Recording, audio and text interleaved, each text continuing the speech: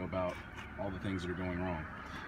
I've already mentioned what's going on with the door, and I have a video for that, and I'm not going to let it down right now because I don't want to spoil the chances of the service people hearing that sound as the window goes down. Yep. Oh, that's a good one. That's appointment 6 here. Now, of course, I'm not, except for the one tire appointment that took place at Tesla, I'm not counting those other tire appointments as service appointments through Tesla, of course. From day one, my Model X was never at 100%. There always seemed to be some kind of defect or malfunction Tesla Decatur couldn't sort out. So I decided to give the Marietta location the opportunity to fix these problems. I made a list and sent it over to the Marietta Service Center. They scheduled me for an appointment to bring the vehicle in and show them the problems. Once those problems had been confirmed, they gave me a loaner, number 4, a black Model X 90D with tan interior, which had updated Falcon Wing Door buttons on the B-pillars. I really liked the new buttons and wished they could have done this with mine. The original Falcon Wing Door buttons are just dumb, to be frank. Those would never have made it to production on my watch. But hey, I bought it, so I guess the joke's on me. Anyway, here's a list of the things that were bothering me. First, the left seat in the 3rd row had gotten stuck in the down position. The driver's window had an annoying squeal to it when rolling it down, and on top of that, it didn't always want to roll back up the entire way. It would randomly stop about 2 inches from being closed and would roll back down. At one point, they suggested that I clean the driver's door window on both sides to fix the problem. It actually worked, but the window really wasn't that dirty, and it certainly didn't fix the problem permanently. The self-presenting driver's door stopped working months earlier, so they were going to fix that too. The retractable cup holder was sticking.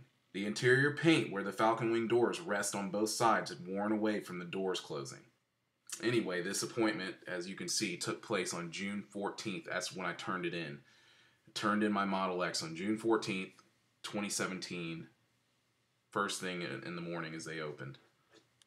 Issue number 1 that they listed. The left front window squeaks when lowering. Their remedy to that was found outer belt seal is making squeak sound during operation on the left front window. Correction, sealed door front outer belt. Installed new front belt molding.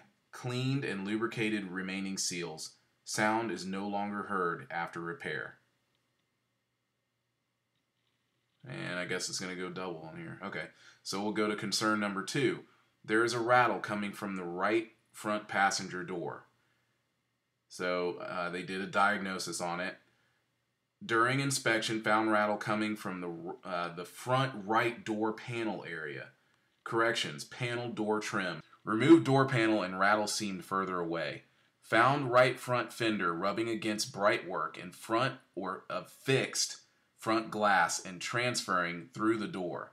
Removed fender and used a clear tape to provide and see, here's where they messed up. Provide and barrier, that's wrong. So it's, anyway, removed fender and used a clear tape to provide barrier between fender and brightwork. Rattle no longer present. Moving on to number 3. The 3rd row seats are difficult to extend after folding them. That means basically they won't unfold, or only the left side though. So anyway, their corrections, they said seat back carpet 3rd row, remove the seat back carpet to access the seat actuator, and they said that fixed it. And here's the parts and all that, whatever. Concern number 4, left front window takes multiple tries to close. It will roll right back down. Of course, I mentioned this, what it was doing. So They said the window was operating correctly at this time, no repairs were needed or performed at this time. So that was their answer to that, which is BS. Concern 5 is a quality inspection and this, that, and the other. One more page. Concern number 7, 2nd row cup holder will not release when pressed. He has to manually pull it out, which was true, but you couldn't always catch it in the act. Clean substance from cup holder, and now it is working correctly. I know that's not exactly as it's written, but I said it that way. Concern number 8. The power front left door does not open when walking up to the vehicle with key in hand. Check and advise. No labor performed. Ordered an antenna for the keys. So that was their answer to it. Anyway, let's move on here. So this is not working now. So this is a cup holder. You just press it and it's, oh, now it ejects. See what I mean? So normally you press it in and you press on it, but today it is now working. So it was stuck and I would have to pull underneath to get it to come out. Still gonna, it's already on their list, so we'll move on from there. Oh, and here's the other problem. This seat will not come up. So you press this little area here. Sorry, Tesla, this was not a good design. You guys need to rethink this, and I know you will. I have faith. You press this button and you lift. Hear it? But it will not come up, and I am no weakling, I can guarantee you that. The other one is working, but this one is not. And the last thing for now, besides the door rattling, which I have a video of that, and I'm going to put it all together in one video for you.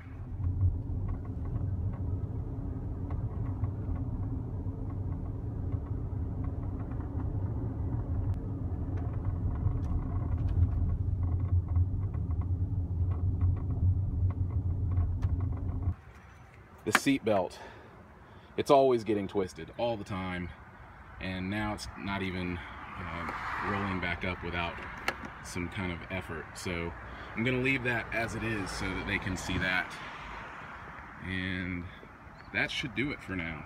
Oh, and the other problem that I was gonna mention, when the door shuts, it's rubbing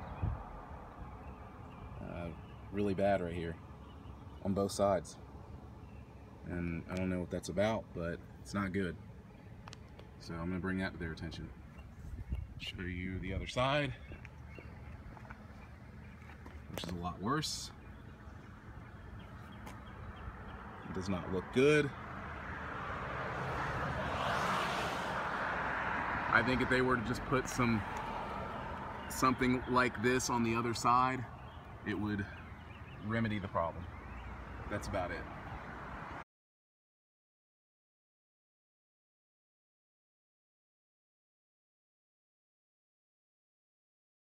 My own little walk around of the vehicle.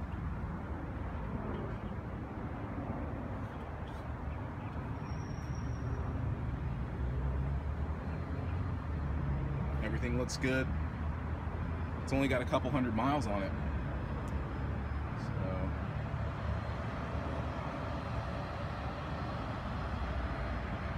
a little scratch here. I didn't do it. I'm still here at Tesla.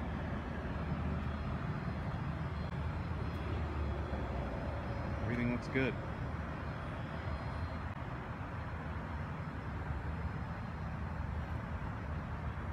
I do notice this. I don't think it's anything big. I think they know about it. But I'm gonna take it back over there right now because I'm paranoid. But yeah, everything seems to be good here.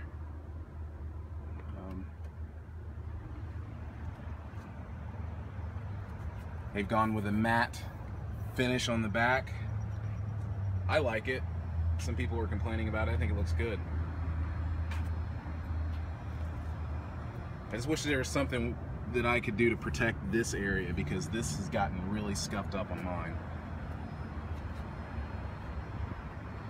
Anyway, I think this is a fine loaner. It's nice to get a vehicle that's almost just like yours. I wish it had the ventilated seats like mine, but I'll live while they get mine fixed, so no problem. Just want to mention a few other things about this vehicle before I turn it in. I'm right over here now, but one thing I really like, they seem to have kicked up the quality a notch. I really love this. You know now that this is wings up, wings down. Don't know why they didn't do that in the first place.